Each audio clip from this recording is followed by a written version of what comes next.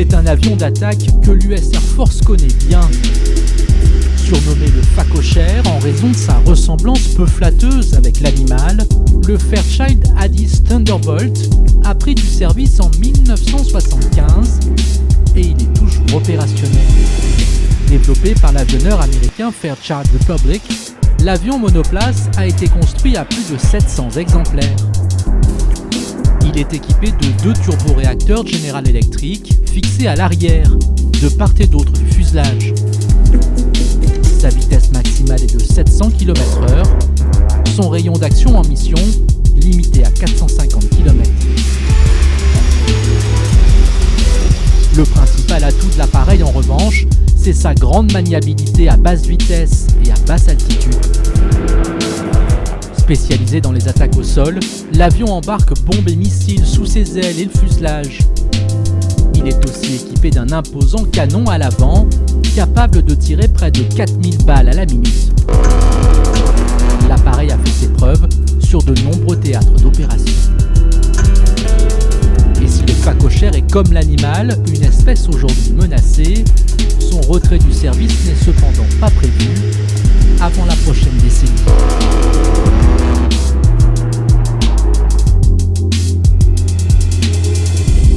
Le premier avion de combat furtif a été développé par Lockheed au milieu des années 70 dans le plus grand secret. Le F-117 Nighthawk a effectué son premier vol d'essai en 1981 depuis la mystérieuse zone 51 en plein désert du Nevada. C'est sur cette base militaire américaine que sont testés à l'abri des regards de nombreux prototypes. Entré en service au sein de l'US Air Force en 1983, le F-117 ne sera officiellement dévoilé que 7 ans plus tard. Le F-117 était propulsé par 2 turboréacteurs General Electric, mais l'avion qui pesait 13 tonnes à vide ne volait pas très vite. 1100 km/h au maximum. Il était en revanche quasi indétectable, c'était sa grande force.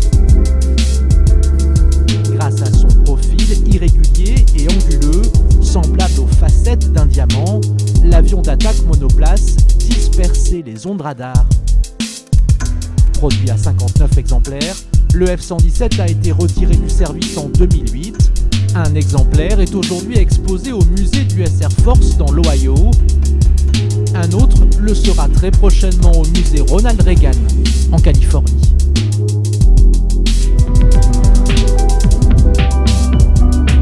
Le Grumman X-29 était un avion expérimental atypique car pourvu d'une aile en flèche inversée.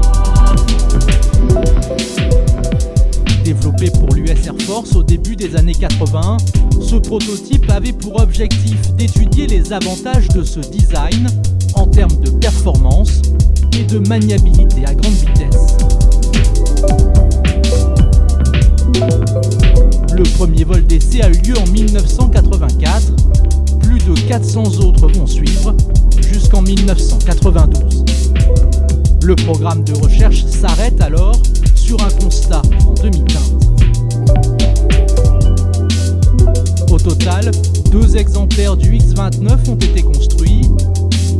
L'un est exposé dans un musée à Dayton dans l'Ohio, l'autre au centre de recherche de la NASA sur la base militaire d'Edwards en Californie.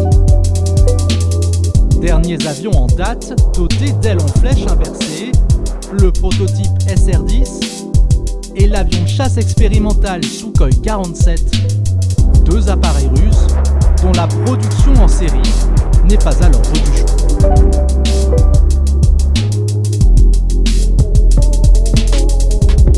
Développé dans le plus grand secret à la fin des années 70 par l'avionneur américain Northrop, le B-2 est entré en service au sein de l'armée américaine fin 93. Propulsé par 4 turboréacteurs General Electric, générant une poussée globale de 34 tonnes, le B-2 affiche une vitesse maximale de 1000 km/h et un rayon d'action de 11 000 km. Grâce à son fuselage extrêmement plat et ses formes très tranchées, le B-2 est quasi indétectable par les radars. L'armée américaine, qui avait initialement commandé 132 exemplaires, n'en a finalement acheté que 21. Le coût global du programme s'élève à 45 milliards de dollars. Produit en Californie jusqu'en 2000, le B2 est toujours en service. Son retrait a été avancé à 2032 au lieu de 2058. Son successeur, le B21, est en cours de développement par Northrop Grumman, une aile volante dont le design rappelle celui de l'actuel B2. Mi-avion, mi-fusée, le X-15, développé dans les années 50, a servi de laboratoire volant à la NASA pour mener des recherches sur les vols à très haute vitesse et à très haute altitude. Comme celui de Virgin Galactic actuellement à l'essai, le X-15 ne décollait pas par ses propres moyens, beaucoup trop gourmand en carburant. Accroché sous l'aile d'un bombardier P-52, l'avion expérimental était largué à 13 000 mètres d'altitude, puis son moteur de fusée était allumé. 2 minutes d'autonomie, pas plus. Quant à l'atterrissage, avec 2 patins en guise de train principal, le X-15 se posait sur un lac asséché de Californie. De 1959 à 1968, près de 200 vols d'essai seront réalisés, au cours desquels 2 records mondiaux seront établis. L'un d'altitude, à plus de 107 km, l'autre de vitesse, à 7274 km/h. Une vitesse qui a laissé des traces sur le fuselage, comme en témoigne cette vidéo tournée juste après le vol hypersonique.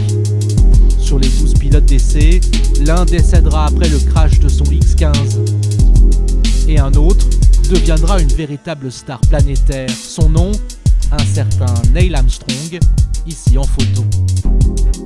Grâce aux données collectées, le X-15 a contribué au développement de la navette spatiale américaine.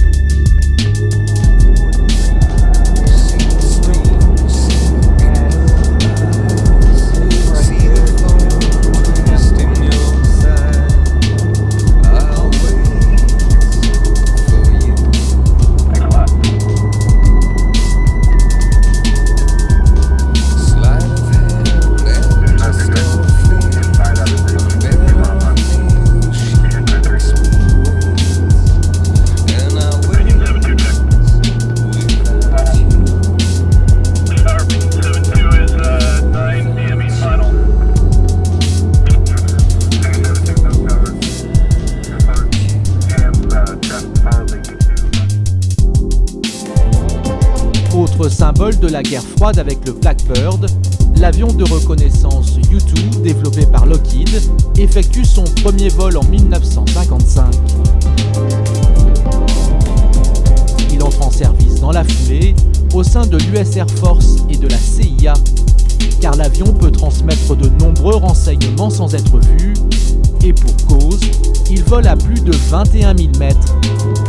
Port d'une combinaison pressurisée obligatoire pour le pilote. Avec son look proche de l'esturgeon, le U-2 est doté de longues ailes, comme un planeur. Et pour être plus léger encore et accroître son rayon d'action, l'avion est équipé de seulement 2 trains d'atterrissage en tandem, l'un derrière l'autre. C'est une caractéristique étonnante de l'appareil. Des roulettes de stabilisation sont bien fixées sous les ailes pour le décollage, mais elles sont ensuite larguées, ce qui complique l'atterrissage. Doté d'un seul turboréacteur, l'avion ne dépasse pas les 800 km/h.